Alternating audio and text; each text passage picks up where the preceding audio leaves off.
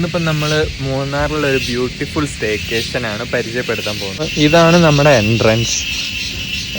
Spacious ആയിട്ടുള്ള living ബെഡ്റൂമാണ് കേട്ടോ. ഇനി നമുക്ക് ബാൽക്കണി കാണാം.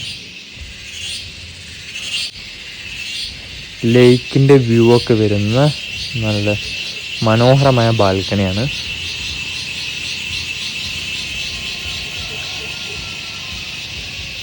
ഇനി വേറൊരു സ്പെഷ്യാലിറ്റിയും കൂടെ ഉണ്ട്.